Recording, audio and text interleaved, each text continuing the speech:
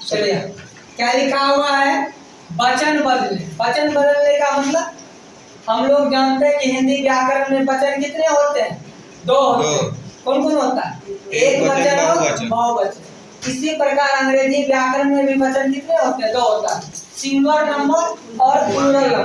देखो यहाँ वचन बदले तो परीक्षा में आपको ये नहीं कहेगा एक वचन से बहुवचन बदले या बहुवचन से एक वचन, वहां सिर्फ लिखा रहेगा वचन बदले।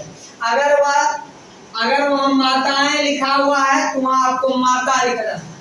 अगर वहाँ घड़ियां लिखा हुआ है तो घड़ी लिखना है। तो यहाँ थोड़ा सा कंपेयर करने वाली बात है। यहाँ देखो दीर्घिकार है, एक वचन में क्या है, यहाँ एक वचन में छोटी ई की मात्रा है, लेकिन यहाँ बड़ी ई की मात्रा है। लेकिन यहाँ देखिए बहुवचन बनाते समय ये क्या हो जाता है, छोटी ई की मात्रा हो।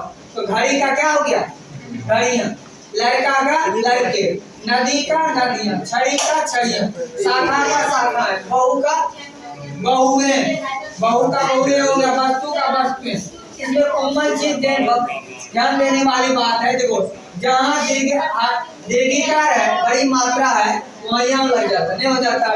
देखो घड़ी में घड़ियां, छड़ी में छड़ियां, नदी होगा कहीं नदियां होगा, बकरी है बकरी, हो गया। तो जहाँ आ की मात्रा दिखेगा आपको वहाँ अधिक, सॉरी मतलब दीर्घिकार की मात्रा दिखेगी, बड़ी ई की मात्रा वहाँ क्या लगना यहाँ। लेकिन आ में देखो शाखा है तो कुछ जगह शाखाएं हो गया, लड़का है लड़की हो गया, माता है माताएं हो गया। लड़की में ज्यादातर होता है, देखो माता है क्या हो जाता है, माताएं हो जाता है। इस तरह से समझ में आ गया ना। स्त्री है तो क्या हो गया, स्त्रियां हो गई। अब यहाँ से देख लो क्या लिखा हुआ, विराम चिन्ह। जब हम लोग किसी भी वाक्य को बोलते हैं या बोलने का प्रयास करते हैं तो कुछ चिन्ह को हमको क्या करना पड़ता है, ध्यान में रखना पड़ता है। जैसे आपको यहाँ देख लो विराम, पहले विराम चिन्ह किसको करते हैं, समाप्त होने पर रुकना पड़ता है। क्या होता है, जब कोई हम वाक्य बोलते हैं तो हमको क्या करना पड़ता है, रुकना पड़ता है। तो इसी रुकने को हम लोग क्या कहते हैं, विराम कहते हैं। विराम चिन्ह के प्रकार, विराम चिन्ह के कई टाइप्स हैं, प्रकार है। जैसे हम लोग देख लेते हैं अल्प विराम, अर्ध विराम, अपूर्ण विराम, पूर्ण विराम, प्रश्नवाचक चिन्ह, निर्देशक चिन्ह, कोष्ठक, उद्धरण, योजक चिन्ह, इस प्रकार के विराम होते हैं। इसके कुछ उदाहरण देख लेते हैं। अल्प विराम क्या होता है, जैसे अगर वही व्यक्ति के विषय में बताना, जैसे उसी से संबंधित, जैसे राम श्याम, देखो राम श्याम और मोहन बाजार आए, हमको और बोलना है, नाम बोलना है तो पहले हम क्या लगा के बोलेंगे, कोमा लगा के बोलना है, ठीक है, जिसको हम लोग क्या करते हैं, अल्प विराम करते हैं। अर्ध विराम का मतलब होता है उससे आधा, जैसे सूर्य निकली, अभी वाक्य खत्म नहीं हुआ, सूर्य निकली और पक्षी क्या होने लगे, चहचहाने लगे। इस तरह से पता चलता है सूर्य निकली, वाक्य में वही वाक्य उसमें क्या होगा, सुटेबल होगा, उसी के लिए यह वाक्य है। यहाँ देख लेते हैं अपूर्ण विराम। अपूर्ण विराम में क्या होता है, कभी कभी हम लोग ऐसा करते हैं ना, अपूर्ण विराम में देखो मुख्यमंत्री से वार्ता का अंश यहाँ क्या है, उद्धृत है। पूर्ण विराम में देख लो मोहन अपने घर गया, पूर्ण विराम हो जाएगा, बात खत्म हो गई, समाप्त हो गई। प्रश्नवाचक चिन्ह, प्रश्नवाचक चिन्ह में जैसे हम लोग कहते हैं कैसे, कहाँ, कब, ये सब क्या होता है, प्रश्नवाचक चिन्ह होता है। आप किस समय आए, तो इसके पीछे कौन सा चिन्ह दीजिएगा, प्रश्नवाचक चिन्ह का ऐसे प्रयोग करेंगे। अब आता है कोष्ठक चिन्ह। जब देखिए शीत है और शीत का ही पर्यायवाची शब्द क्या होता है, ठंडा होता है, तो हमको वही शब्द अगर दोबारा बोलना है तो उसको क्या करना है, ब्रैकेट में बोलना है। शीत ठंडा लगने से कई व्यक्ति मर गए, मतलब ठंडा लगने से कई व्यक्ति क्या हो गया, मर गया। तो शीत और ठंडा एक ही वर्ड है। अब यहाँ देख लेते हैं उद्धरण चिन्ह क्या होता है। ये देखिए इस चीज को कभी कभी हम लोग वर्ड को हाईलाइट करने के लिए क्या करते हैं, इस चीज चिन्ह का प्रयोग करते हैं। जैसे सीता, सीता क्या है, सीता वाली,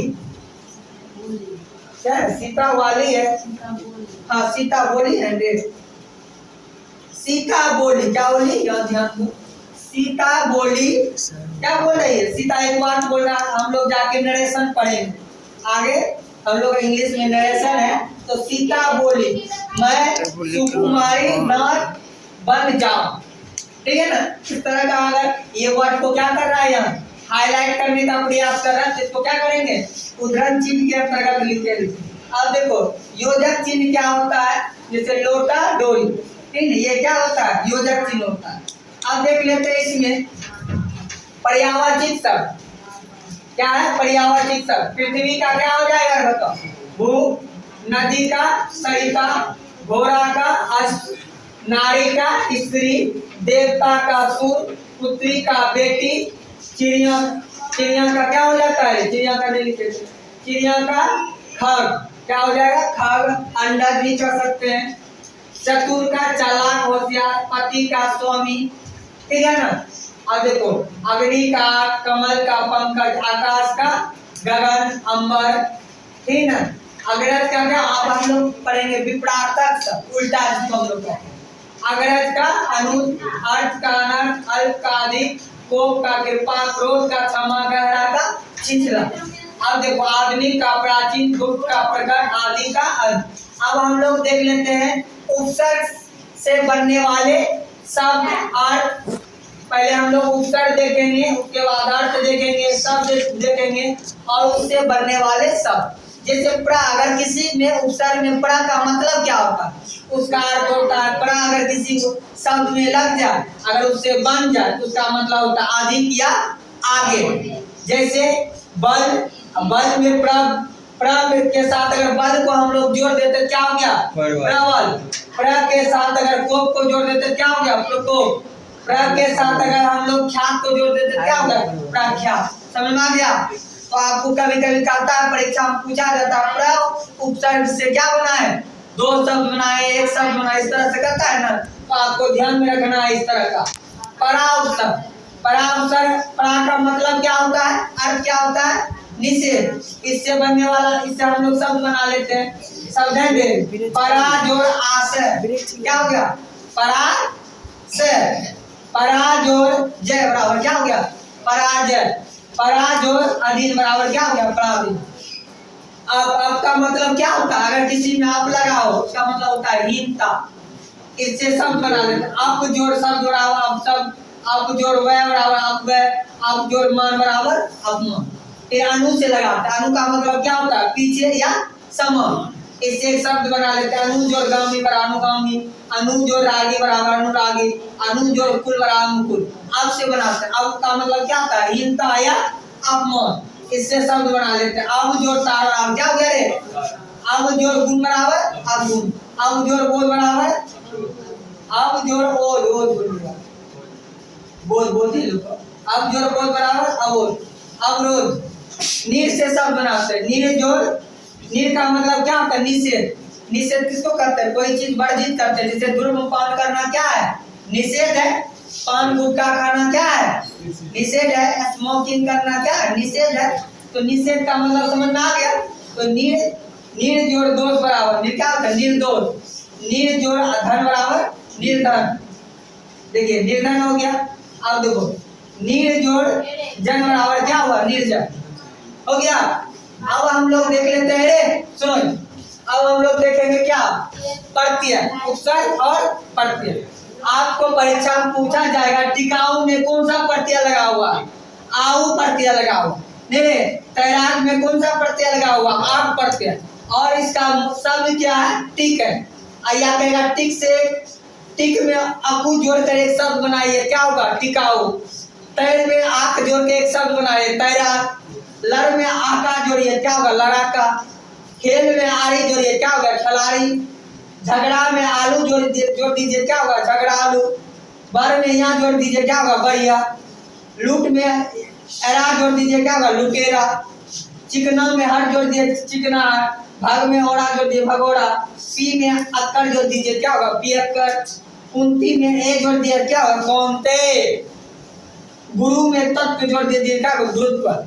कई बार आपको संस्कृत में भी पूछा जाता है कौनते में कौन सा प्रत्यय है। इस तरह से हम लोग इन सारे शब्द और कुछ विराम चिन्ह को देके, ठीक है ना। इस तरह से आप लोग इसको क्या करके रखिएगा, याद करके रखना है।